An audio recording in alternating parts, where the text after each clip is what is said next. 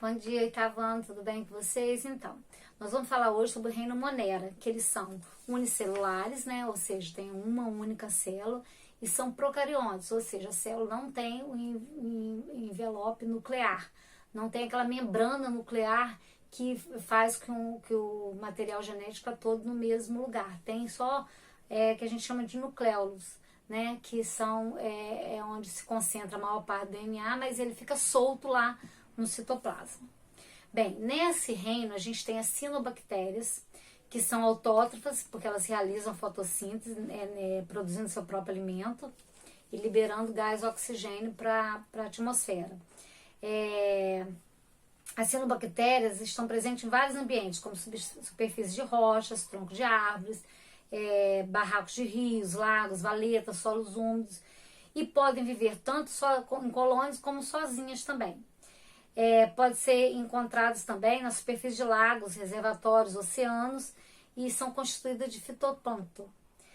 Esses micro-organismos proliferam na água, caracterizando um fenômeno denominado eutrofização. O que é eutrofização, Gesseli? Elas também se associam a líquens, a fungos e formam líquens, tá? O que é eutrofização? A eutrofização é quando tem muita matéria orgânica num lago, num determinado lugar, e aí muitas bactérias são produzidas, né, reproduzem para poder fazer a decomposição da matéria orgânica morta. Então a gente tem um acúmulo, né, de matéria orgânica morta nesses locais, e aí há muita bactéria para fazer a decomposição dessas matérias orgânicas. E aí a água fica toda coberta, impedindo até que a luz solar chegue lá no fundo desses lagos, e aí prejudicando então a fotossíntese das algas, plantas que ficam ali dentro desses ambientes, certo? E nós temos também outro ser que faz parte desse reino Moneras, que são as bactérias. Elas já são autótrofos ou heterótrofos, ou seja, a gente vai ter bactéria que produz seu próprio alimento e que se alimenta de outros seres. E que são visíveis somente a olho nu, tá? Somente com microscópio. Não são possíveis ser vistas a olho nu, tá? Só quando formam colônias mesmo, mas é muito difícil. Bem, elas têm, às vezes, flagelos ou cílios para se movimentarem. Elas podem ter reprodução assexuada pela bipartição, né? Um ser se divide em dois, então é um clone exatamente igual àquela célula que formou, ou ela pode ter reprodução sexuada, onde pelo um fenômeno chamado, processo chamado conjugação. Duas bactérias se unem e aí elas trocam material genético e elas vão gerar seres com DNA, né, com material genético diferente da deles. As bactérias também são capazes de formar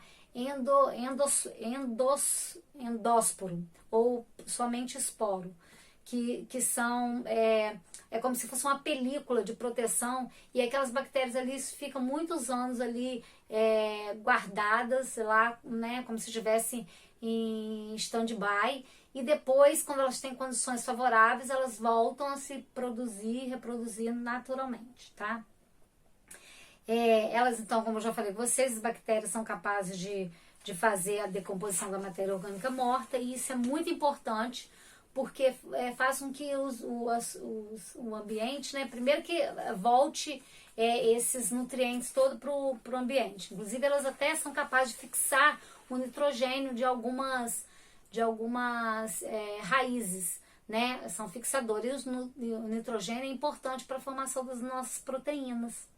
Então, é importante que a gente faça a alimentação desses tubérculos que faz a fixação do nitrogênio, para a gente ingerir nitrogênio através da alimentação, tá?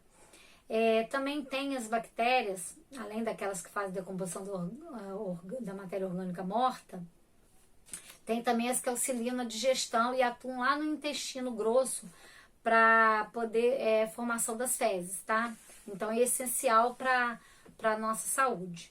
Tem também umas que são usadas para a fabricação do ácido acético, né, que é o caso do vinagre, fabricação de queijo, de iogurte, de coalhadas, para a fabricação de antibióticos.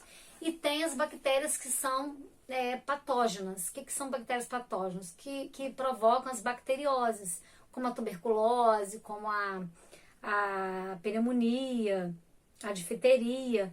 E existem remédios, né, diferentes dos vírus, especiais para as bactérias, que são os antibióticos. Existe também vacinas que ajudam, que é o caso daquela BCG, que todo mundo tem a marca aí no braço, que são utilizadas para a gente fazer a nossa proteção contra essas bactérias, né? Então, a função da vacina é justamente fabricar anticorpos para defender o nosso organismo, para quando a bactéria atuar no nosso corpo, né, a infecção ser mais branda. Mas, de qualquer forma, existe um antibiótico que pode curar essas bacterioses, certo? A não ser que exista uma superbactéria que já tem e que é resistente a todos os tipos de antibióticos. Bem, vocês vão fazer as atividades da página 61, só a página 61 é sobre esse assunto, tá bom? Na próxima aula a gente continua sobre reino protista. Ó, beijinho, tchau, tchau.